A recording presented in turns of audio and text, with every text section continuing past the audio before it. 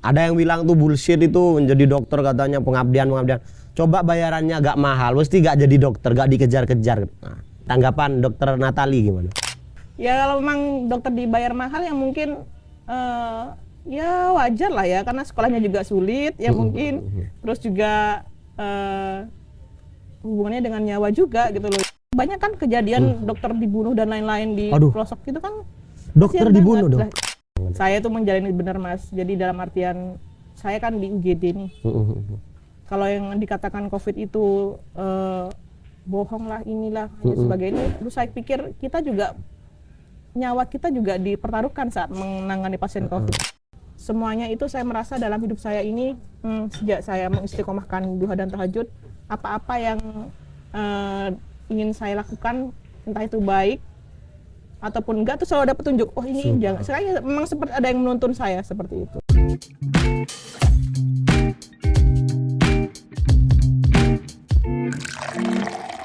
Salam ngopi-ngopi, ngobrol pintar penuh inspirasi. Halo, selamat malam teman-teman ngopi-ngopi, kembali lagi di podcast kita. Sekarang saya lagi bareng orang yang spesial banget nih teman-teman, yaitu seorang dokter, seorang pengusaha, seorang ibu rumah tangga juga. Pokoknya seorang lah, orang keren banget pastinya. Langsung saja mungkin kita kenalkan, yaitu dokter Natali. Dokter Natali. Baik. Oke, keren banget dok. Thank you sudah mau ini Terima waktu kasih ya. kembali, Mas. Secara seorang dokter teman-teman, pengusaha juga betapa sibuknya. Katanya beliau tadi lagi mau ada apa itu dok? Zoom. Iya, ini kebetulan juga ini persiapan untuk masuk spesialis. Wah. Jadi ikut bimbingan online. Keren banget. Ya doakan semoga lancar ya. Kita ulik dari sisi pengusaha dulu, dokter Natali. Baik. Sebagai pemilik kafe, menurut saya ini kafe paling recommended di Bangkalan teman-teman. Itu kasih. 3 point dong. Bener. Three Ini point. bukan karena apa.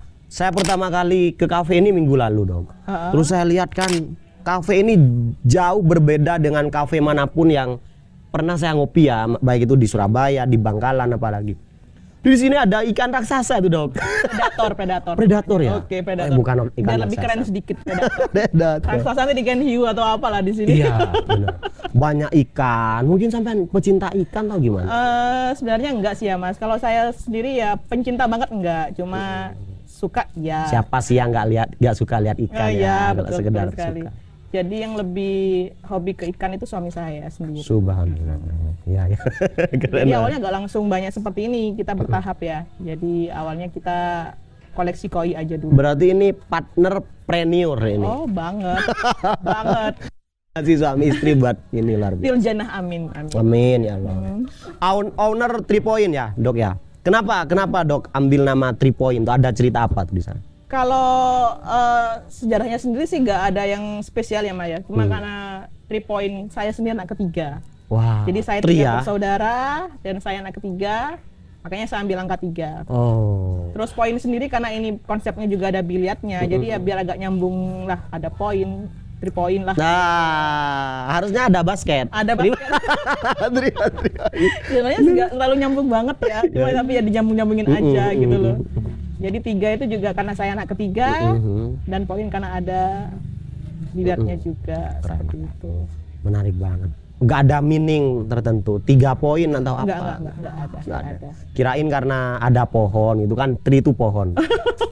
Bukan. Mas.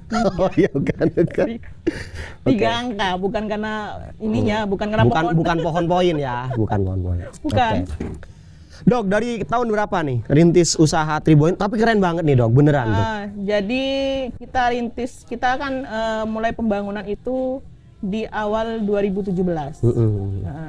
Awal 2017 kita mulai pembangunan, terus bulan November sudah rampung dan tanggal 30 Desember 2017 kita mulai pembukaan. Oh, berarti pas mau ke 2018 ya? Ya, betul. Pas mau tahun baru.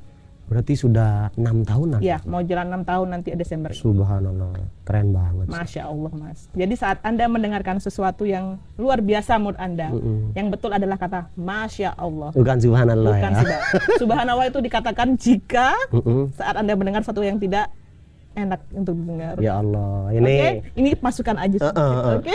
selain saya dapat podcast juga dapat apa ya? Jadi saya juga Spiritual. Enggak banget sih. Jangan lupa gitu. Jadi saat Anda mendengarkan sesuatu yang sangat takjub untuk Anda dengarkan itu Masya Allah. Berarti Bukan saya nanti subhanallah. tambahin. Saya tiap komentar tuh subhanallah dong. Bukan salah. Oh, salah. Masya Oke, Allah. oke. Gitu. 6 tahun berhasil bertahan. Apalagi kemarin melalui, tapi saya agak bahas itu dulu deh. Ya, baik, saya mau baik, bahas oke. ini dulu, Dok. Ini arsiteknya pasti mahal. Oh, Karena enggak. fasilitasnya luar biasa loh, teman-teman. Itu ada Arsitek ikan, ada. saya itu suami saya sendiri. Lillahi ta'ala, suami saya sendiri. Jadi Arsiteknya memang, beliau arsitek. enggak, bukan. Suami saya polisi. Oh. Jadi memang awal bangun kafe ini memang kita sudah minta gambar nih. Saya udah punya langganan arsitek, tapi sudah kita bayar tapi nggak kepake juga. Karena memang pas saat kita langsung terjun ke lapangan kan rumah saya depan nih, di depan ini. Jadi ada tukang bikinnya kayak nggak cocok deh Pak, ganti. Ini nggak cocok. Jadi akhirnya nggak kepake. Oh, berarti sudah ada usulan. Sudah ada usulan. Kita sudah sewa jasa arsitek atau hanya gambar aja sih ya. Tapi nggak kepake juga. Ya Allah. Jadi ini murni dari dokter dan suami. Murni dari saya dan suami. Keren banget. Terus referensinya di mana? Suami polisi, sampean dokter, terus dapat referensi sebagus ini? Ya itu berjalan dengan sering waktu aja Mas. Jadi memang kan konsepnya kita ingin bikin kafe dan biliar. Jadi saat bikin ruangan lobby nih, kayaknya kurang bagus deh Mas kalau ditambahin ini seperti itu dia gitu. Karena emang dia juga suka ikan, jadi akhirnya Jadi diskusi terus ya. gitu. Memang banyak ujiannya Mas ya. Jadi bikin usaha itu banyak ujiannya. Kita jadi waktu itu sering debat hanya tengkar dan lainnya. Emang banyak Apalagi soal selera kan ya. Apalagi Ya, soal yang subjektif banget tuh. banget sekali. Ya Allah. Jadi ya semuanya terjadi dengan izin Allah, la haula wala quwata illa billahil aliyyil azim. Subhanallah, bener tuh. Jadi memang teman-teman di 3 Point ini ada biliarnya di atas, ada rooftop juga ya. Iya, Di rooftop. kita ini lagi di rooftop Lagi di nih. rooftop. Terus ada tempat karaoke juga, terus ada room dok Kalau ya. karaoke khusus enggak ya Mas ya. Jadi itu kan lobby Layar besar tuh ya, bukan dok? proyektor ya. Oh ya. Jadi itu sebenarnya bukan, kalau karaoke aslinya sih harusnya kan ada peredam dan lain-lain. Ah iya ya, Itu tapi hanya- worth inilah, not bad lah ya. Iya, berbeda. Jadi memang konsepnya memang hanya untuk lagu-lagu biasa, cuma terhubung sama YouTube gitu. Jadi kalau ada pengunjung yang ingin karaoke langsung dan mereka pede ya monggo silahkan. Jadi kalau untuk karaoke khusus enggak ya. Kalau akhirnya naruh ikan ya, naruh sekian banyak ikan yang pasti juga mahal-mahal banget itu di kafe.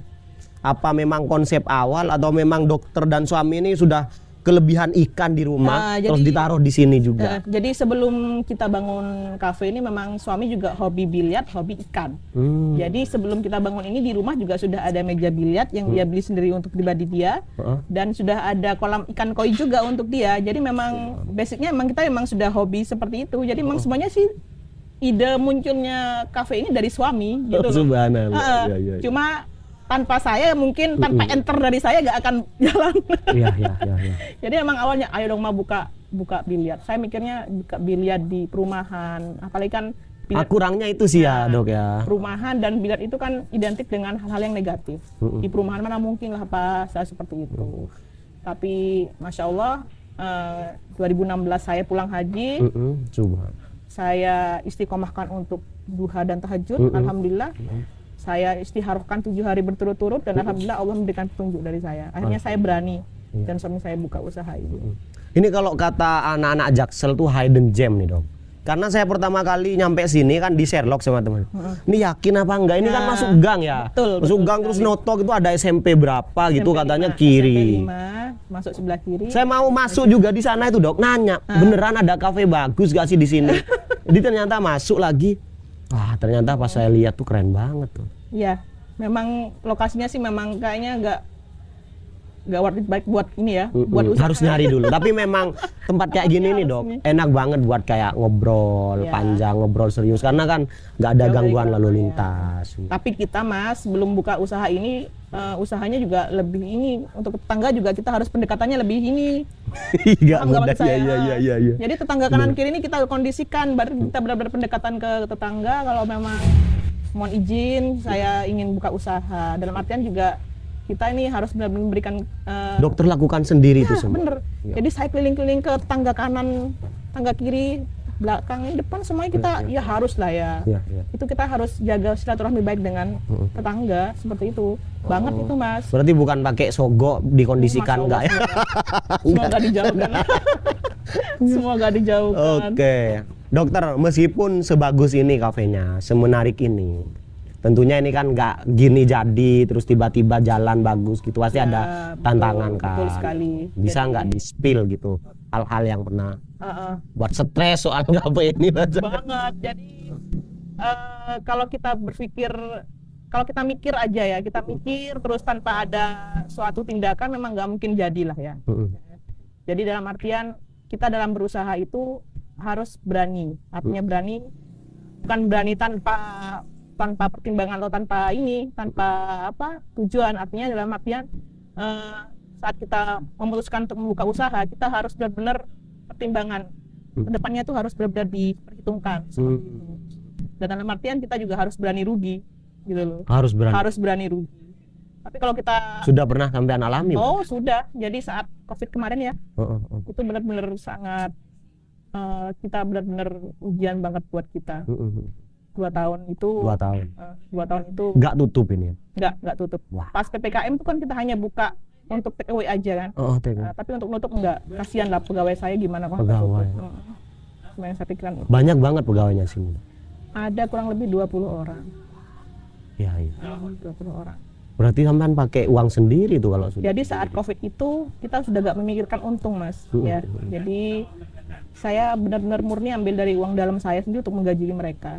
Ya Allah. Nah, jadi mikir saya sih kalau kita sih pegawai kayak saya nih pegawai rumah sakit, ini kita dapat gaji lah dari pemerintah. Tapi kalau mereka yang hanya mengandalkan memasukkan gaji dari kita, kalau kita tutup, Ya Allah. terus mereka Iya, makan langsung kena ke kebutuhannya langsung. betul. Dan saya juga memberdayakan orang-orang sekitar perumahan sini. Jadi pegawai saya rata-rata orang yang di sekitar sini. Iya, iya. Jadi sekitar perumahan saya. Itulah juga salah satu pertimbangan kami nanti saat itu ke tetangga. Jadi pro lingkungan ya. Betul. Ada 20 orang yang kita ini rekrut jadi pegawai di sini. Alhamdulillah keren banget. Setelah 6 tahun nih Dok ya, jadi pengusaha nih, akhirnya ada suatu intisari ya mungkin yang akhirnya dokter dapat gitu. Apa sih how to survive sebenarnya ketika jadi pengusaha tuh? 6 tahun loh. Ya luar biasa lah Mas ya. Yang paling saya bisa bermanfaat bagi sama bermanfaat bagi orang. Jadi saya membuka lapangan pekerjaan dan itu sangat Keren banget. iya kan. Jadi saat kita memutuskan untuk buka usaha, kita jangan mikir untungnya saja Mas. Jadi gimana caranya kita bisa bermanfaat bagi Terbang. sesama. Ya. Itu kalau kita sudah mikir untungnya duluan, Cepet putus asa Dok ya. takutnya nggak sesuai dengan ekspektasi kita Langsung kita kecewa. down gitu. Tapi kalau saat kita mengingatkan segala sesuatunya ikhlas untuk kebaikan karena Allah, untuk berbagi, insya Allah Allah akan selalu membantu kita. Bayangkanlah 6 tahun ini dengan COVID yang kemarin banyak sekali kan usaha yang nggak bertahan. Iya. Tutup semua. Tutup banyak sekali seperti itu. Saya pun juga seperti itu Mas, operasional terus berjalan kan kayak AC semuanya ini Pengeluaran harus tetap ini. dengan memasukkan nggak ada waktu kemarin kan. Ya Allah. Kalau bukan atas izin Allah semuanya nggak akan terjadi. Iya. Keren. 20 orang 6 Di tahun. 20 orang itu sudah berkurang Mas. Jadi memang kan nggak seramai dulu loh. Jadi dulu kita ada 25 orang. Nah, akhirnya karena kita ngurangin karena sudah nggak seberamai dulu lagi lah. Omset juga nggak, sejak COVID kemarin kan nggak mungkin langsung normal. Nah, jadi Meskipun ada perbaikan tapi alhamdulillah kalau perbaikan sih alhamdulillah. Nah, kita masih bisa mempertahankan eksistensi kita sejauh ini meskipun sudah banyak Tapi mendengar cerita dari dokter nih membuat orang-orang nanti jadi takut ini untuk jadi pengusaha. Takutnya kenapa ya? Ya itu katanya ada tantangan meskipun Ya, sudah sukses gitu. Pastilah Mas, kita hidup ini kan nggak mungkin nggak ada masalah, nggak mungkin nggak ada tantangan. Ya namanya orang hidup pasti Harus tetap berani lah. harus berani seperti itu. Kalau kita nggak berani untuk keluar dari zona nyaman kita, kapan kita akan maju? Tapi itu kan shock ya. Dokter kan pasti Oh, shock banget. karena COVID itu kan siapa yang tahu katanya Benar. cuma seminggu atau apa gitu. Ujiannya benar-benar luar biasa untuk seluruh umat di dunia ini ya. Dan mungkin juga salah satu peringatan dari Allah juga ya untuk kita. Tapi ya mau nggak mau kita harus jalani itu. dengan tenang artinya. Seorang dokter yang menjalani ini 6 tahun, ada nggak tips untuk teman-teman pengusaha kayak kafe, R&B kayak gini? Intinya dalam usaha itu kita harus handle sendiri ya Mas ya. Kita nggak boleh punya usaha dan memasrahkan semuanya itu ke orang. Bosi gitu ya, mentang-mentang kita yang Mentang-mentang punya. kita. Jadi tetap kalaupun kita mau menggunakan jasa orang lain untuk manajemen usaha kita, tetap kita harus pantau juga secara langsung. Terlibat secara langsung. Jadi jangan memasrahkan semuanya, karena bagaimanapun ini usaha kita yang punya, jadi yang tahu pastinya kita sendiri gitu loh. Dokter melakukan itu Ya, kan, memantau dan Memantau. Jadi untuk masalah keuangan sih tetap saya manajemen sendiri ya Mas ya. sempet dok ya. Mau tidak mau, karena ini sudah jalan yang saya pilih, harus ada waktu. Bukan nggak sempat, harus ada. Seperti itu. Keren. Itulah lika-liku yang akhirnya bagaimanapun realitas membuktikan dokter kuat gitu ya. Meskipun seorang dokter, ini juga seorang perempuan, seorang ibu rumah tangga juga, itu bisa tetap jalan banget nih kayaknya. Itu semua tergantung dari pasangan ya Mas ya.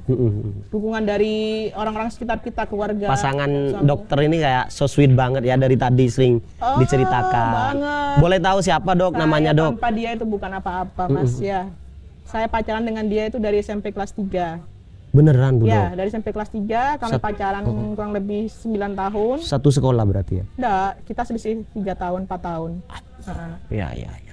9 tahun pacaran? 9 tahun pacaran, dari SMP kelas 3 saya sudah tidak mengenal laki-laki lain selain dia. Masa dok? Ya, bener. Pasti kan banyak godaan waktu pacaran. Mikirnya kita seperti itu. Jadi saat saya kuliah, mungkin mikirnya kita nanti ketemu sama dokternya. Gitu kan. Pasti kan, enggak sih. insecure gitu kan. Apalagi suaminya polisi, ininya itu sama-sama idaman ini loh. Idaman anak-anak di pendidikan gitu kan. Kalau teman-teman kita kuliah gitu bangga banget kayak misalkan sudah ditunangin sama dokter, sudah punya pacar polisi ya. Kok bisa kuat tuh 9 tahun tuh, apa 9 tipsnya? tahun pacaran dari SMP kelas 3 itu semua terjadi karena dia yang selalu sabar untuk saya. Masya Allah. Ya Masya Allah. Ya, pasti. Gimana tuh salah satu kesabarannya gitu? Sabar banget. Nggak cemburuan dok? Nggak, kalau cemburu sih relatif ya. Relatif, apalagi kita kan LDRan lumayan lama. Jadi cemburu tuh relatif. Cuma dia tuh benar-benar bisa mengerti saya. Sabar banget menghadapi saya. Nah sekarang loh Mas, kedokteran itu kan bukan kuliah yang mudah ya. Jadi dalam artian dia tuh saat saya gak ada waktu untuk menghubungi dia bisa gak marah gitu loh. Dalam gak artian, insecure, ini banget. Gak nuntut perhatian. Perhatian yang berlebih gitu. Terbaik banget. Jadi artinya benar-benar saya gak akan menemukan laki-laki seperti dia. Ini suami harus nonton ini. Harus nonton ya. Di menit keberapa nanti harus di-spill ini. Jadi bersyukur banget dapat suami beliau tuh. Dia sabar banget. Sampai jadi suami pun tetap. Sampai suami pun tetap. Dan dia selalu mendukung apapun. Pokoknya baik untuk mama, papa dukung seperti Ya itu. Allah. Ini para couple-couple di sana itu kayaknya ya. harus belajar tuh. Tapi enggak lah, pasti dari dokternya juga inilah. Iya pastinya lah. Cuma Ya, merendah lebih mengangkat suami. Keren. Berapa tahun berarti sampai sekarang nih dok? Saya ketemu suami itu 2013. 10 tahun lah ya. 2003. 2003. 2003. Jadi sampai kelas 3 saya 2003. 20 tahun. 2003 tuh saya sudah gak mengenal laki-laki lain selain dia. Terbaik. Diabaikan semua, langsung di reject. Langsung di reject ini. Sorry sudah ada yang sempurna gitu. Sorry sudah yang sempurna. As a dokter, Dokter Natali sebagai dokter. Kuliahnya di mana dok? Saya lulusan Muhammadiyah Malang. Wah, Unmu ya, Unmu Malang. Ya itu Mas, jadi memang itu sudah pendaftaran terakhir waktu itu. Wah, ada kisah berarti ya di sana. Ada kisah banget. Jadi waktu itu tuh saya nyoba ke UNER ya, mungkin belum beruntung ya di UNER. Terus di Unibrau juga waktu itu juga belum beruntung juga, karena emang terus terang emang saya kurang persiapan sih Mas. Jadi persiapannya kan harus benar matang gitu loh.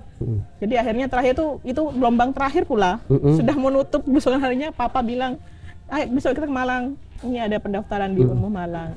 Saya juga kaget juga, tapi alhamdulillah sih lolos di gelombang kedua, itu gelombang terakhir. Karena kualifikasi dokter tuh kan Banget Mas, ya. sulit banget dok ya Tante. Sulit masuknya, sulit keluarnya. Ya. Ya. Gitu dokter dong ya. Sulit. Wah, keren. Menjadi dokter itu berapa tahun dulu di kuliahan dok? Saya angkatan 2006. Terus lulus 2013 awal. Jadi sempat molor 6 bulan karena saya masih cuti melahirkan. Oh, berarti waktu kuliah sudah nikah? Iya, saya ke semester 8 sudah menikah, Mas. Ada perjuangan nggak akhirnya dokter Natali menjadi dokter? Tadi kan perjuangan pas mau masuk kuliah ya? Iya. Ketika akhirnya sampai jadi dokter seperti sekarang? Banget, Mas. Perjuangannya tuh untuk menjadi dokter tuh nggak mudah, jadi masuknya pun sulit, saat menjalaninya pun juga sulit. Bahkan saat saya menjalani pendidikan, saya sampai berpikir seperti ini, wis cukup saya saja yang seperti ini, anak saya jangan. Saking dari beratnya sekolahnya itu saya sampai berpikir dan saya sempat mengatakan seperti itu. Ya Allah. Gitu loh. Pas kuliah, saya tuh kalau inget itu ya, naik land, pulang dan lain-lain tuh saya tuh sampai lelahnya luar biasa. sekelas dokter Natali naik land? Iya dong, saya bukan anak ini kok, bukan anak yang naik mobil apa yang dia tersopir, enggak, saya bener-bener orang tua saya tidak pernah mengajarkan saya untuk menjadi yang ngandalin. Enggak. Ya, Sederhana dulu waktu kuliah. Banget, naik motor aja, naik land kalau mau ke kampus 3 itu. Kos atau? Ngekos. Berarti kehidupan kita ini meskipun dokter dulu. Aduh, apa kita juga sama aja kok, sama aja. Terus perjuangannya itu saking sulit pendidikannya. Saking sulit banget, Mas. Jadi ujiannya tuh gak selesai. Kalau udah ujian kan hafalan semua nih, bukunya juga tebel-tebel kan waktu itu. Sampai berpikir saya, ya Allah, ini kapan selesainya ya Allah, kayak gini terus ya, bener. Stressing banget ya. Stres banget, Mas, stres banget. Kalau sudah nggak lulus, ngulang lagi. Berarti ini kan sebenarnya dokter itu, menjadi dokter tuh cita-cita banyak orang ya, jutaan orang tuh. Sebenarnya nggak sesederhana itu dok ya. Nggak sederhana masuk kuliah terus lulus terus jadi dokter terus kaya kayak gitu, enggak ya. Nggak, bagaimanapun ya sebanding dengan ininya Mas, karena kan kita berurusan dengan nyawa ya. Jadi kalau sekolahnya itu sulit, saya kira wajar. Karena emang nggak boleh sembarangan kita mengaplikasikan ilmu, apalagi nanti urusannya saat kita sudah lulus, kita urusannya dengan nyawa seseorang. Ya. Kalau kita salah lah, otomatis kita malpraktek. Jadi ini nggak bisa bener-bener kayak sifat kemanusiaan itu sudah harus diredam ya, profesionalitas banget tuh ya di sana. Mas, banget. Karena sudah hubungannya dengan nyawa seseorang. Benar. Sehingga apa ya, dokter itu menganggap profesi dokter itu benar-benar sebagai ada spiritualnya juga itu berarti. Ada kayak pengabdian atau apa gitu. Pasti Mas, karena emang sudah ada sumpah dokternya juga kan di situ. Kita disumpah dokter. Jadi saat kita selesai nanti benar-benar kita menjaga kode etik kedokteran. Iya. Ya banyak sih. Apalagi kan berkenaan dengan nama baik kedokteran ya sekarang ya, ada kejadian satu aja itu udah ngaruh itu kemana-mana itu dok. Iya kan gitu dok ya. Apalagi udah zamannya seperti sekarang ya, sudah serba online, media sosial banyak sekali. Apa-apa diramaikan langsung kena tanggapan ini. Boleh dulu diminum dok. Oke. Monggo kopinya diminum. Kalau ke 3 Point teman-teman, saya rekomendasikan mesen Gayo Wine ya. Gayo Wine enak banget nih. Apalagi lagi hangat nih teman-teman. Oke dokter. Saya mau nanya isu-isu yang berkembang nih di masyarakat. Dijawab dari dokternya langsung. Di Indonesia ini kan sudah jamak diketahui dok, banyak masih kekurangan tenaga medis ya, especially soal dokter ya. Tapi kenapa sih kok sekolah dokter itu ya sulit kata sampean tadi itu, terus ya mahal juga, sehingga itu kan kontradiktif tuh dok.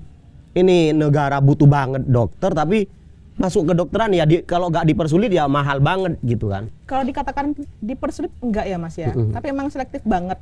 Oh. Iya, selektif dalam artian memang kita nggak boleh sembarangan kita ngambil SDM yang nggak bermutu atau yang nggak kurang kompeten lah istilahnya seperti itu. Jadi emang proses seleksinya pun juga tesnya juga sulit. Kalau dikatakan mahal itu relatif. Dalam artian relatif, nggak semua kuliah kedokteran itu mahal. Berarti emang spesifik banget kualifikasi dokter. Ya betul sekali. Yang seperti saya bilang tadi, karena urusannya kita dengan nyawa. Iya. Nggak bisa sembarangan ayo rekrut dokter-dokter kayak gitu. Betul, nggak semudah Nggak dengan bisa, ya. jurusan lainnya, karena kita kan urusannya dengan nyawa dan benar-benar harus ini kualifikasinya benar. Terus kalau untuk masalah mahal enggaknya itu relatif, karena memang kalau benar-benar berprestasi ada kok jalur PMDK. Nah, Bisa dok ya, ada beasiswanya dok. ada beasiswanya. Wow, keren ya. Berarti kalau sudah dokter itu teman-teman ya, karena tadi kualifikasinya sangat spesifik itu, jadi dokter tuh berarti orang-orang top semua udah. Dikatakan orang top tidak ya mas ya. Mulai dari IQ, emosional atau apa. Topnya dari apa dulu kita bicara? Ya ketika benar-benar bisa profesional gitu dok ya kan. Betul. Dokter tuh capek, rumit dan lain-lain, tapi harus tetap dengan kode etiknya, dengan sumpah dokternya. Betul. Harus gitu dok. Ya betul sekali itu. Juga dari takdir juga ya. Nah, Kalau kita bicara masalah top itu kalau nggak ada takdir juga nggak mungkin jadi juga. mungkin ya yang nggak ditakdirkan tuh kurang top dok. Masih ada yang lebih top gitu. Mumpuni dan takdirnya memang udah jadi dokter pasti akan jadi. Isinya seperti itu.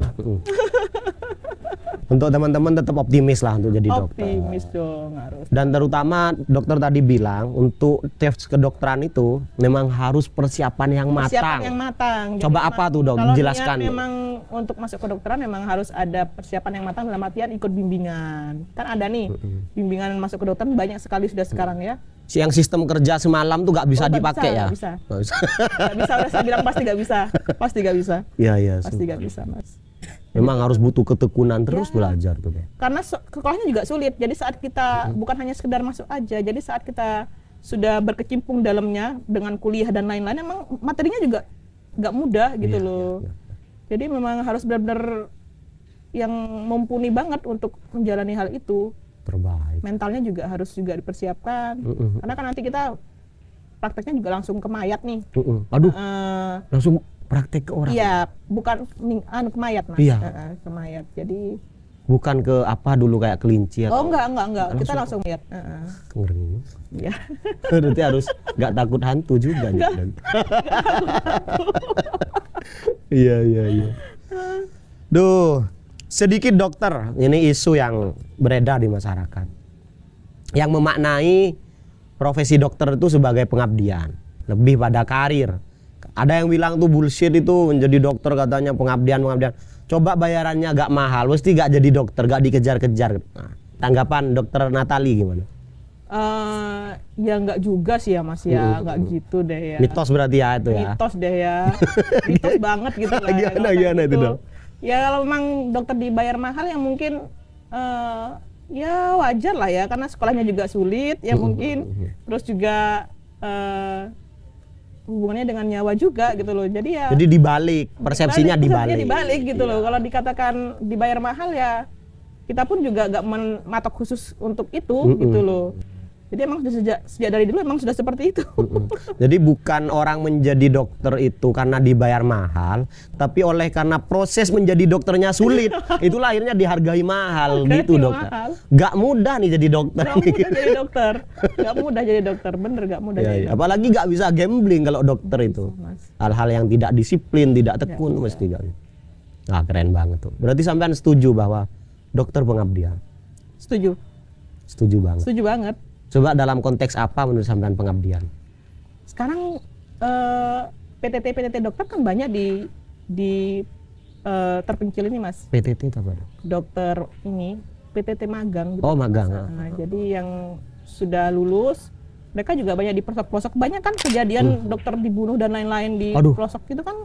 Dokter dibunuh dong? Iya kan sudah ada kemarin yang kejadian dokter spesialis apa itu yang meninggal. Ya Allah.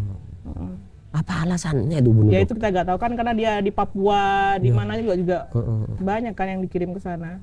Ya Allah. Dan dokter nggak boleh nolak gitu ya. Itu bagian dari pengabdian. Pengabdian. Jadi memang biasanya sih mereka itu yang ke pelosok itu untuk mengejar prodi spesialis, mas. Jadi untuk ada pengalaman khusus yang akhirnya nanti dia bisa lebih gampang untuk masuk ke spesialis. Terlebih di ini sih yang isu-isu dokter pengabdian itu kayak waktu COVID. Ya, wah itu luar biasa banget. Saya itu menjalani benar mas. Jadi dalam artian saya kan di UGD nih. Kalau yang dikatakan COVID itu bohong lah inilah sebagainya. Terus saya pikir kita juga nyawa kita juga dipertaruhkan saat menangani pasien COVID. Dokter itu tahu gitu bahwa kemungkinan meninggalnya itu Banget. sangat tinggi gitu. Saya benar. Tapi tetap dilakukan gitu. Jadi saya tuh miris sekali dengan keadaan saat itu yang mengatakan COVID ini hanya sebagai inilah. Benar-benar saya gak habis pikir. Ya benar. Gimana itu orang-orang dokter itu mendengar orang-orang di Instagram bahwa itu hoax atau kita ini tidak pernah bisa menutup banyak mulut orang ya Mas ya. Dalam materi seperti itu. Jadi ya kalau saya pribadi sih ya kita jalani aja tugas kita, tupoksi kita sebagai dokter di lapangan. Kalau kita mau melayani mulut orang ya nggak mungkin bisa. Yang biar kafilah tetap harus berlalu. Yang penting satu, saya juga sudah melayani pasien saya dengan baik sesuai tupoksi saya di UGD saat itu. Oke dok, keren banget. Sekarang saya mau nanya tentang spiritual nih. Spiritual. Seorang dokter ya, seorang pengusaha sekali lagi yang sudah nggak kekurangan apa-apa lah. Suami juga udah top banget. Enggak, tapi beliau itu teman-teman dari tadi tuh cerita tentang sholat duha, sholat tahajud. Boleh cerita tuh dok kayak gitu. Jadi gini nih Mas, tahun 2016 saya haji bersama suami saya. Alhamdulillah sejak pulang itu saya mendapatkan hidayah ya dari Allah. Alhamdulillah istiqomah untuk sholat tahajud dan duha. Setelah haji ya? Setelah haji. Jadi alhamdulillah ya ini bukannya saya ini ya sombong lah istilahnya atau apa ya, ini kan kita juga bicara untuk kebaikan. Iya. Semoga bisa ditiru. Ya, 8 rakaat duha dan 11 rakaat tahajud. Alhamdulillah sampai saat ini istiqomah untuk saya lakukan. Subhanallah. Jadi memang kalau berkata kok bisa berani banget buka usaha sebesar ini di perumahan, ya itu jadi seolah-olah kayak emang ada petunjuk bagi saya, gitu loh. Semuanya itu saya merasa dalam hidup saya ini sejak saya mengistiqomahkan duha dan tahajud, apa-apa yang ingin saya lakukan, entah itu baik ataupun enggak, tuh selalu ada petunjuk. Oh ini jangan. Saya memang seperti ada yang menuntun saya seperti itu. Ya. Kayak sudah ada pembimbing sebelum itu terjadi. Betul, gitu dok ya. Betul, Mas. Alhamdulillah. Sehingga kehajat juga lebih mudah ya dikabulkan. Dan kita tuh lebih tenang dalam menjalani masalah ya, menjalani kehidupan. Jadi saat ada masalah kita lebih tenang untuk melewati. Gak langsung bingung, stres, depresi gitu ya. Sekarang kan musimnya orang depresi nih, karena banyak masalah. Kalau bukan karena Allah lah kita, apalagi kemarin COVID tuh gila banget udah itu. Iya. Iya pasti stres lah waktu itu karena waktu COVID itu sakit dikit udah ngira COVID. Kita udah beranggapan aduh bentar lagi mati nih kita kena COVID. Sudah mindsetnya sudah beda. Padahal saya cuma hilang penciuman dok. Maksudnya kayak nggak terjadi apa-apa di saya gitu, tapi lagi sudah stres banget. Stres banget. Di masa COVID berarti dokter sudah duha sama tahajud ini? Ya sudah, COVID kan 2020 ya. Jadi lebih tenang lah. Meskipun jalannya lebih yakin. Kita tuh yang penting hidup tenang Mas ya.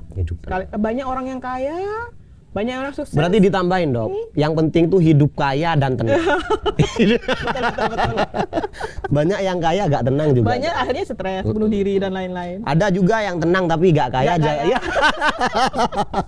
Benar. Kaya itu relatif kan Mas. Relatif. Ya, jangan kita lagi apa-apa dikitnya masalah kaya enggak sih ya.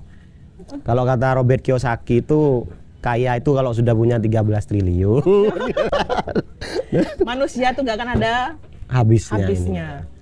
Dapat 13 triliun, pengen lagi, kurang lagi. Karena itulah fitrah manusia, gak akan ada puasnya gitu loh. Betul. Keren banget, enak banget saya ngobrol dengan Dokter Natali ini. Jadi meskipun dokter, beliau tuh gak kayak yang profesional banget, formal banget, guyon-guyon dari tadi. Terakhir nih dok, setelah semua ini cobaan, tantangan, kesuksesan, prestasi dan lain sebagainya, ke depan apa tuh gambaran Dokter Natali ini? Alhamdulillah sih ya, ini sekarang suami sudah melanjutkan sekolah perwira. Itu cita-citanya yang sudah diinginkan sejak 5 tahun yang lalu. Wow, alhamdulillah. Dan rencana saya sih selanjutnya ingin melanjutkan ke spesialis, insya Allah. Semoga saja terkabulkan. Di profesi kedokterannya ya, dulu dok ya. Untuk masalah usaha, ya alhamdulillah sih saya selain ada kafe ini saya ada CV. Wow. Gerak di bidang kontraktor. Tapi ini kok bukan CV besar, baru berjalan 2-3 tahun ini. Kecilnya dokter nih tahu lah teman-teman. Jadi ya lebih ke itu ya. Jadi untuk karir saya selanjutnya ya ingin lanjut ke spesialis. Insya Allah ya, semoga Allah memudahkan. Amin. Kalau untuk masalah bisnis sih ya kita pertahankan yang sudah ada, dan kalau bisa diperbaiki lagi ke depannya. Kalau bisa kembangkan. Mengembangkan itu juga. Untuk CV-nya ya semoga lah banyak proyek. Ya. Amin. Iya. Oke, keren banget. Makasih banyak, Dok. Terima kasih Sudah kembali. dalam kesibukan, sudah meluangkan waktu. Itu teman-teman obrolan santai kita, asik dan inspiratif dengan Dokter Natali. Thank you.